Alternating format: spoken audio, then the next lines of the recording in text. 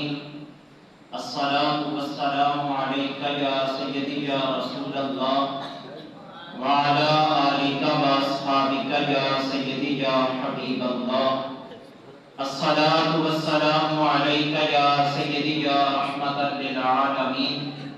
وعلی آلک واصحابک یا سیدی یا خاتم النبیین۔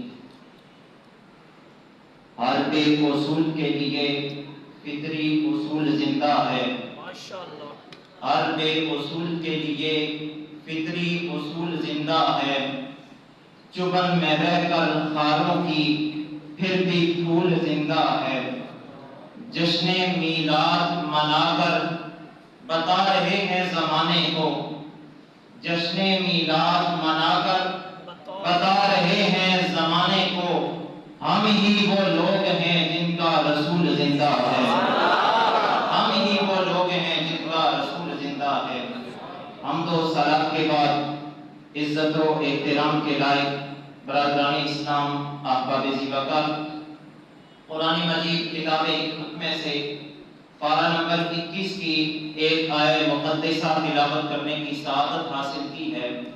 اللہ کریم ارشاد فرماتا ہے لَقَدْ كَانَ لَكُمْ فِي رَسُولِ اللَّهِ أُسْوَةٌ حَسَنَةٌ، البتہ تحقیق تمہارے لیے رسول اللہ کی حیات مبارکہ میں بہترین نمونہ موجود ہے۔ ساتھ ہی فرمایا لِمَنْ كَانَ يَرْجُو اللَّهَ وَالْيَوْمَ الْآخِرَ وَذَكَرَ اللَّهَ كَثِيرًا، اور اس شخص کے لیے رسول اللہ صلی اللہ علیہ وآلہ وسلم کی مبارک زندگی میں نمونہ موجود ہے، جو اللہ سے ملاقات کی امید رکھتا ہے، آخرت کے دن پہ ایمان رکھتا ہے اور کثرت کے ساتھ اللہ کا ذکر کرتا ہے۔ ہر ایسے شخص کے لیے ہمارے حضور علیہ السلام کی حیات مبارکہ قابل تقلید بھی ہے اور اسوہ حسنہ کا درجہ بھی رکھتی ہے۔ تاجدار کائنات صلی اللہ علیہ وسلم کی جس طرح صورت بے مثال ہے، ایسے ہی ہمارے حضور علیہ السلام کی سیرت بھی بے مثال ہے۔ ایک مشہور مفکر اور مورخ گزرا ہے، نام ہے مائیکل ہارٹ۔ اس نے دنیا کی 100 عظیم المرتبہ شخصیات کے نام سے ایک کتاب لکھی ہے، اور ان سارے عظیم الشان لوگوں میں سے ٹاپ آف دی لسٹ، سر فہرست کتاب میں ہمارے حضور علیہ السلام کا نام اس نے رکھا ہے۔ اور وہ خود بتاتا ہے حضور کا نام میں نے کسی اور وجہ سے ٹاپ آف دی لسٹ نہیں رکھا، بلکہ سرکار دو عالم علیہ السلام کا نام سر فہرست میرٹ کی بنیاد پہ رکھا ہے۔ وہ کہتا ہے سچی بات یہ ہے، خدا کی اس پوری کائنات کے اندر جس طرح محمد عربی صلی اللہ علیہ وسلم کی صورت بے مثال ہے، ایسے ہی تاجدار کائنات کی سیرت بھی بے مثال ہے۔ حضور کے میرٹ پہ کوئی اور آیا ہی نہیں، اس لیے میرٹ کی بنیاد پہ تاجدار کائنات کا نام مبارک ٹاپ آف دی لسٹ میں نے اپنی کتاب میں رکھا ہے۔ ام المومنین حضرت سیدہ خدیجہ الکبریٰ رضی اللہ تعالی عنہا وفا شعار بیوی ہیں ہمارے حضور علیہ السلام کی۔ تاجدار کائنات علیہ السلام پہ جب سب سے پہلی وحی قرآن مجید کی رب ذوالجلال نے نازل فرمائی، حضور تاجدار کائنات علیہ السلام نے وحی الہی کا جو ایک روب اور دبدبہ ہوتا ہے، اس کی ہیبت اپنے سینے میں محسوس کی۔ سرکار دو عالم علیہ السلام وحی الہی کے نزول کے بعد اسی کیفیت میں اپنے گھر تشریف لاتے ہیں۔ گھر والے حضرت سیدہ خدیجہ الکبریٰ رضی اللہ عنہا کو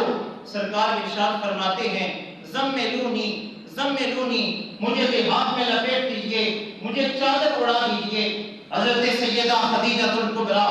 رضی اللہ تعالی عنہا وفا شعار بیوی ہیں ہمارے حضور کی، سرکار کے حکم پر عمل کرتی ہیں، حضور کو چادر عطا کرتی ہیں۔ ساتھ ہی یہ وفا شعار زوجہ محترمہ ہمارے حضور علیہ السلام کی سیرت کا نقشہ بھی ہمارے سامنے بیان کرتی ہیں۔ ام المومنین سیدہ خدیجہ الکبریٰ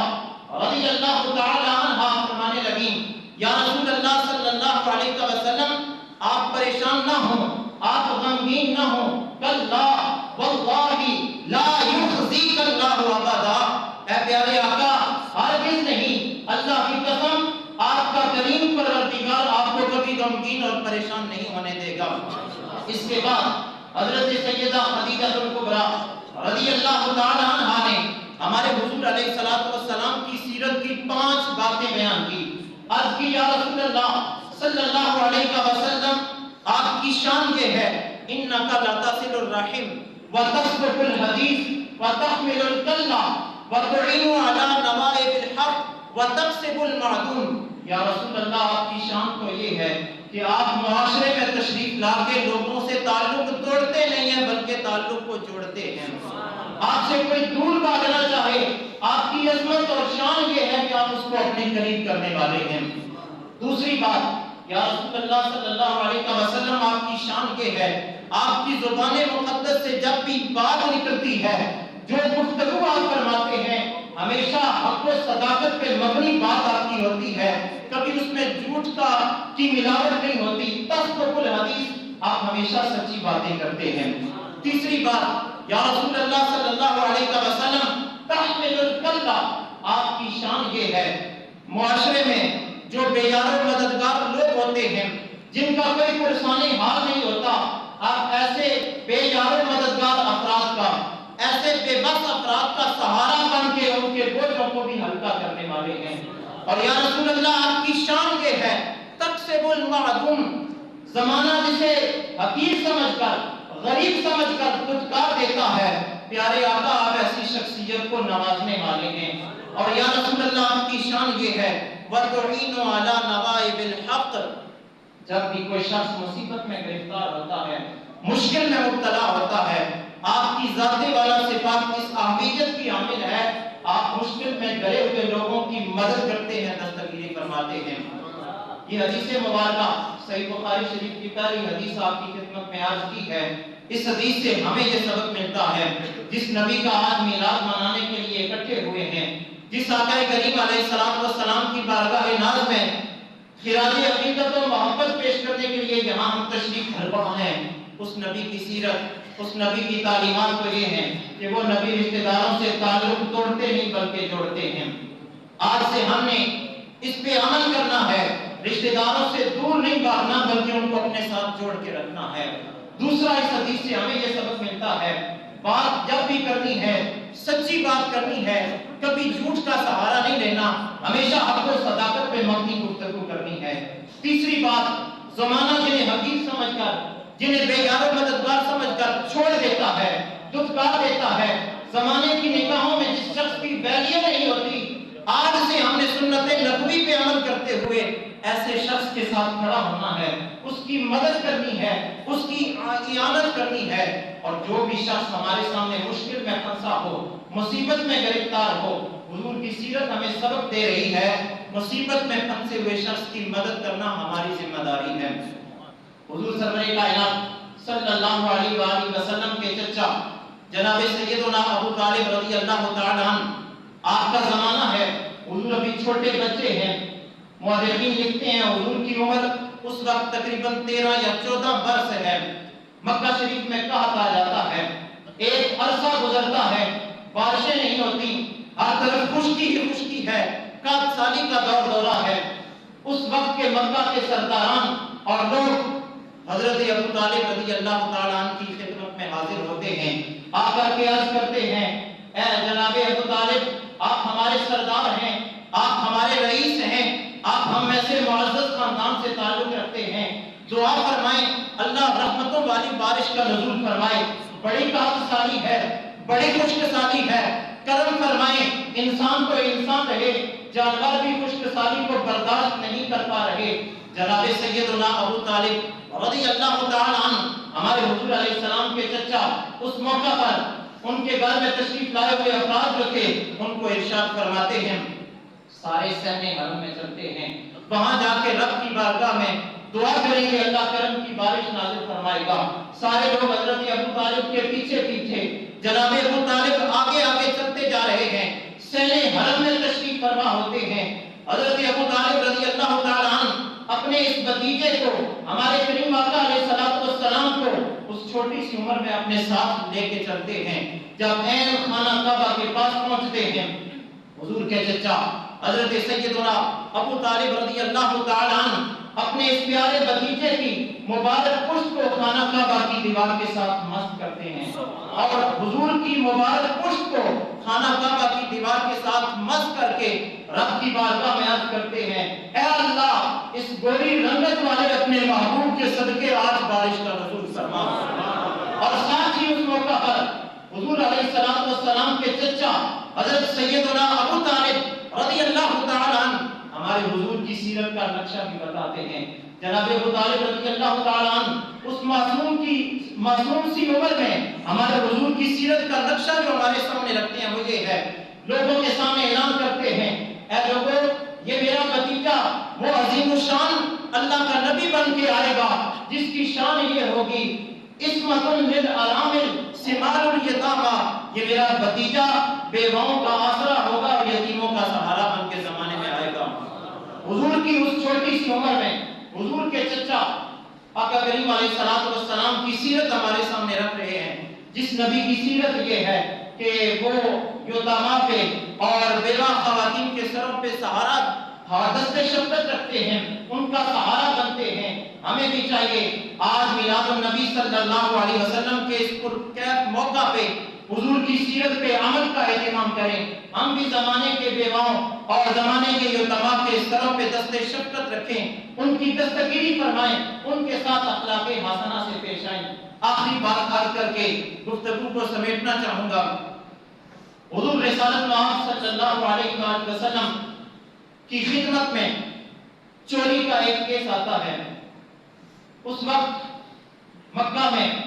قبیلہ بنو مخزوم انتہائی طاقتور قبیلہ تھا، اثر و رسوخ والا قبیلہ تھا، سیاست پہ ان کا قبضہ تھا، ریاست پہ بھی اس وقت ان کا قبضہ تھا، ہر لحاظ سے طاقت ان کے پاس تھی۔ اس قبیلہ بنو مخزوم کی ایک عورت نے چوری کا ارتکاب کیا، اب شرعی سزا کو نافذ کرنے کی باری تھی۔ حضور رسالت مآب علیہ السلام کی خدمت میں کیس آ گیا، ان لوگوں نے سفارش کا سہارا لیا۔ حضور علیہ السلام کے منہ بولے بیٹے ہیں حضرت اسامہ بن زید رضی اللہ تعالی عنہ، وہ لوگ ان کی خدمت میں حاضر ہوئے اور ان سے عرض کیا آپ کی بات ہمارے حضور ٹالتے نہیں ہیں، حضور کی بارگاہ میں ہماری سفارش کریں، تاجدار کائنات ہماری اس خاتون کی چوری والے جرم کو معاف کر دیں، آپ جا کے سفارش کریں۔ حضرت سیدنا اسامہ بن زید بن حارثہ رضی اللہ تعالی عنہ ان لوگوں کی طرف سے سفارش کا پیغام لے کے حضور کی خدمت میں حاضر ہوتے ہیں، سارا واقعہ حضور کو عرض کرتے ہیں۔ رسول کریم علیہ السلام نے حضرت اسامہ بن زید رضی اللہ عنہ کی مبارک منہ سے وہ الفاظ سنے، سرکار جوش میں آ گئے، سرکار دو عالم علیہ السلام جلال میں آ گئے۔ حدیث میں آتا ہے حضور کے مبارک چہرے پہ سرخیاں غصے کی وجہ سے دوڑنا شروع ہو گئیں۔ رسالت مآب علیہ السلام نے ارشاد فرمایا یہ تو قبیلہ بنو مخزوم کی عورت کا قصہ ہے، واللہ لو قطعت فاطمہ لو سرقت فاطمہ بنت محمد لقطع محمد یدہا، قبیلہ بنو مخزوم کی عورت کو الگ رہی، اگر اللہ کی قسم فاطمہ بنت محمد بھی چوری کا ارتکاب کرتی تو میں محمد ان کے بھی ہاتھ کاٹ ڈالتا۔ یہ ساری بات عرض کرنے کا مقصد یہ ہے، آج جس نبی کے میلاد میں ہم حاضر ہوئے ہیں، جس کریم آقا علیہ السلام کی خدمت میں اپنی حاضری پیش کرنے کے لیے حاضر ہیں، اس نبی کی سیرت ہمیں یہ دعوت فکر دیتی ہے کہ وہ نبی مساوات کے نبی بن کے آئے ہیں، زمانے میں جنہوں نے مساوات کے سنہرے اصولوں کو قائم کرنا ہے، اس نبی کی سیرت پر عمل کر کے ہم نے بھی آج کوشش کرنی ہے عدل و انصاف کا پیکر بنے، ہر معاملے میں ہر جگہ پہ عدل و انصاف کا ساتھ دینا چاہیے۔ رب ذوالجلال کی بارگاہ میں دعا ہے اللہ کریم قابل عمل باتوں پہ ہم سب کو عمل کی توفیق عطا فرمائے کہ محمد سے وفا تو نے تو ہم تیرے ہیں، یہ جہاں چیز ہے کیا لوح و قلم تیرے ہیں، بآخر دعوانا